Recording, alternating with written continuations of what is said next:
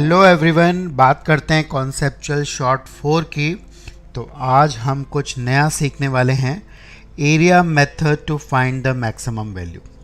Maximum value हमें निकालनी है p q plus q r plus r s की, अगर इनका सम कांस्टेंट दिया हुआ है p plus q plus r plus s equal to 2021। यहाँ पे पी क्यू आर एस जो हैं वो एक पॉजिटिव इंटीजर्स हैं। तो चलो, सबसे पहले अगर हमें इनकी मिनिमम वैल्यू निकालनी है, वो बहुत ही आसान है निकालना। आप भी ट्राई कर सकते हो अगर इनकी मिनिमम वैल्यू की बात करें। यहाँ पे प्रोडक्ट हमें जो दिया हुआ है वो है P इंटू क्यू, उसके बाद है Q इंटू आर और फिर है R इंटू एस। अगर कोई कंडीशन नहीं दी जाती, यहाँ पे सम जो है वो 2021 है, अगर हमें कोई कंडीशन नहीं दी जाती कि सम कितना है, तो मिनिमम इंटीग्रल वैल्यू जो पॉजिटिव हम डाल सकते थे वो 1 डालेंगे, तो उस समय पे हमारे पास मिनिमम वैल्यू आ जाएगी, that is equal to 3। But क्योंकि सम जो है वो कांस्टेंट दिया हुआ है, तो उस केस में मिनिमम वैल्यू ये नहीं होगी। इस केस में हम क्या कर सकते हैं कि अगर हम किसी 3 वेरिएबल्स को 1 1 1 रख दें और बाकी जो है वैल्यू डेट इज़ 2018 हमारे पास रह जाएगा, क्योंकि सम 2021 है। तो इस केस में हम सोच पा रहे हैं कि 2020 जो होगी हमारी मिनिमम वैल्यू हो जाएगी। अगर आप रेंडमली चेक करेंगे, कोई और वैल्यूज़ रखेंगे, तो वो आपको बड़ी वैल्यू देगा। तो मिनिमम वैल्यू निकालना डेफिनेटली ईजी है। तो अब हम बात करने वाले हैं मैक्सिमम वैल्यू की। तो मैक्सिमम वैल्यू के लिए हम लोग थोड़ा सा इसको ऑब्ज़र्व कर सकते हैं। यहाँ पे आप ये देख सकते हैं कि Q और R का प्रेजेंस जो है वो 2 बार है, डैट मीन्स इसका वेटेज जो है वो ज़्यादा है, और P और S जो है वो एक ही बार आ रहा है। तो एक हिट एंड ट्रायल हम कर सकते हैं कि हम P और S को एक मिनिमम वैल्यू अलॉट कर दें। दैट मीन्स मान लो P और S को अगर हम 1 और 1 रख देते हैं, तो Q और R का जो सम हो जाएगा वो हमारे पास हो जाएगा 2019। अब इस एक्सप्रेशन की वैल्यू अगर हम देखें P और S को 1 रखने के बाद, ये आ जाएगा Q plus q r plus R। अब Q प्लस R तो डेफिनेटली 2019 है, तो ये आ गया हमारे पास एक्सप्रेशन। अब इसकी अगर हमें मैक्सिमम वैल्यू चाहिए, Q और R का सम 2019 है, तो आपको पता है कि अगर सम कांस्टेंट होता है तो प्रोडक्ट की वैल्यू मैक्सिमम तब होती है जब दोनों की वैल्यू इक्वल हो।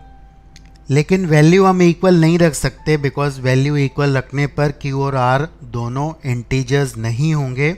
तो उस केस में हम लोग थोड़ा सा अनइक्वली डिवाइड करेंगे। 2019 को हम 2 पार्ट में डिवाइड कर सकते हैं। एक को हम लोग जस्ट हाफ से बड़ी वैल्यू देंगे और दूसरे को थोड़ी सी कम। दैट मीन्स Q की वैल्यू अगर हम रख देते हैं 1009 और R की वैल्यू अगर हम रख देते हैं 1010, तो इस केस में हमें मैक्सिमम वैल्यू मिल सकती है। अभी कैलकुलेट करने पर ये जो वैल्यू आ रही है हमारे पास 1021109 आ रही है। बट ये मेथड बहुत ही रफ है, हमने कुछ एनालिटिकल तरीके से इसको किया है। हो सकता है कि इससे बड़ी वैल्यू हमें मिल जाए। तो अब हम बात करने वाले हैं एरिया मेथड, और ये भी देखेंगे कि क्या ये वैल्यू हमारी कॉन्साइड कर रही है, उतनी ही हमें मैक्सिमम वैल्यू मिल रही है एरिया मेथड से। So this is going to be very interesting. So let us move on to the area method to find the maximum value. तो इसके लिए मैं एक रेक्टेंगल कंस्ट्रक्ट करने वाला हूँ जिसकी विड्थ और लेंथ जो है वो P और Q है। You can see this. तो इस रेक्टेंगल की एरिया है P इंटू क्यू। ये हमारा पहला टर्म है एक्सप्रेशन का, P इंटू क्यू, यहाँ पे देख पा रहे हैं आप लोग। Again we are going to construct another rectangle, एक दूसरा रेक्टेंगल बनाएंगे जिसकी एरिया होगी R इंटू क्यू। कुछ इस तरह से आप देख पा रहे हैं कि इसकी विड्थ R हमने ले ली है और लेंथ जो है वो Q है, तो इसकी एरिया होगी r into q, this is the second term. और फाइनली एक और रेक्टेंगल कंस्ट्रक्ट करेंगे जिसकी एरिया होगी r into s, here it is. तो इसका मतलब ये हो गया जिसकी मैक्सिमम वैल्यू हमें निकालनी है, that is p q plus q r plus r s की, वो इन तीनों रेक्टेंगल की एरिया का सम होगा। अब इस एक्सप्रेशन को हम एक और तरीके से लिख सकते हैं, हम लिख सकते हैं P plus r into q plus s, but इसमें एक एक्स्ट्रा टर्म आ जाएगा P इंटू एस, और उसको हम लोग कर देते हैं सब्ट्रैक्ट।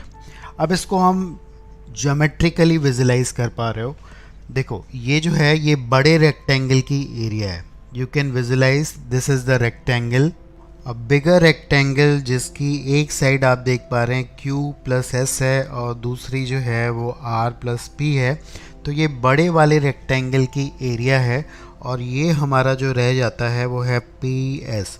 तो इस बड़े रेक्टेंगल की एरिया में अगर इस छोटे वाले रेक्टेंगल की एरिया सब्ट्रैक्ट करते हैं तो ये है इस एक्सप्रेशन का मतलब।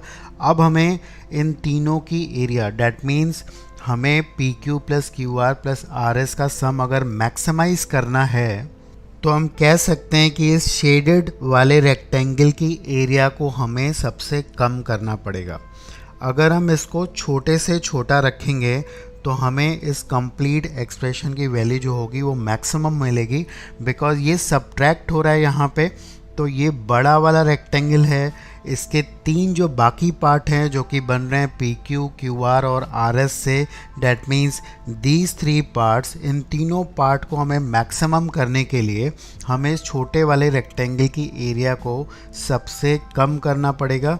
तो उस केस में हम क्या कर सकते हैं, बिकॉज पी और एस हमारे पास क्या है, positive integers, so in that case what we can do, हम इसकी वैल्यू 1 इंटू 1 यानी कि रेक्टेंगल की एरिया जो है वो 1 स्क्वायर यूनिट रख सकते हैं।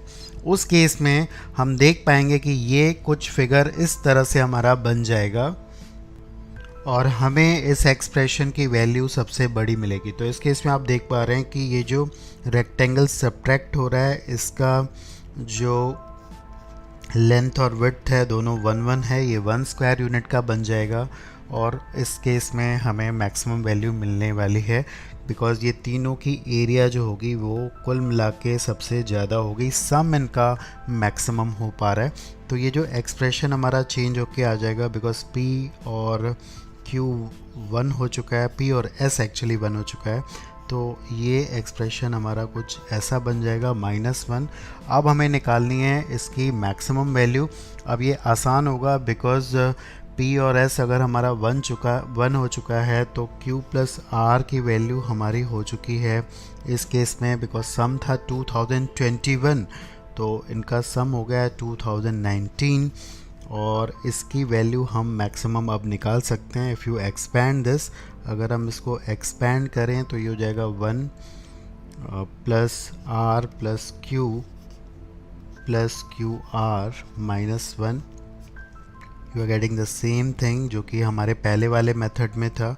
Q प्लस R की वैल्यू हमारे पास डेफिनेटली है 2019। अब हमें इस प्रोडक्ट यानी कि Q और R के प्रोडक्ट को मैक्सिमम करना है, and again you know it well, आप जानते हैं कि प्रोडक्ट मैक्सिमम तब होगा अगर सम कांस्टेंट है तो दोनों की वैल्यू इक्वल होगी, लेकिन यहाँ पे दोनों की वैल्यू इक्वल इसलिए नहीं हो सकती बिकॉज अगर दोनों इक्वल होंगे, दोनों इवन इंटीजर्स होंगे तो सम इवन होगा, दोनों ऑड होंगे तब भी सम इवन होगा, बट यहाँ पे सम जो है वो एक ऑड इंटीजर है।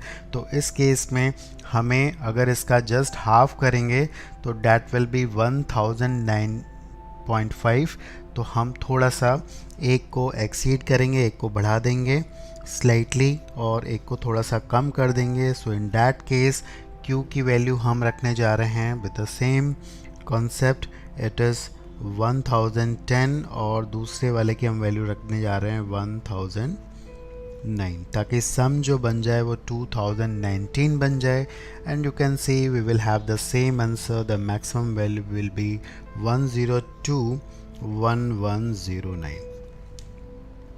सो this is the maximum value and I do hope, मुझे पूरी उम्मीद है कि आप इस अलग से कॉन्सेप्ट को समझ पा रहे होंगे.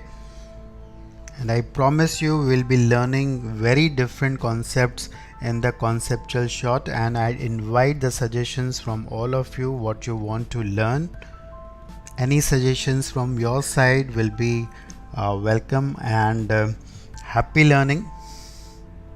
Please don't cram the results. आपको रटने की ज़रूरत नहीं है. हर एक चीज़ को कॉन्सेप्चुअली समझेंगे, पढ़ेंगे, और जितनी डेप्थ में हम जाएंगे उतना सब्जेक्ट इंटरेस्टिंग हो जाएगा. Thank you once again.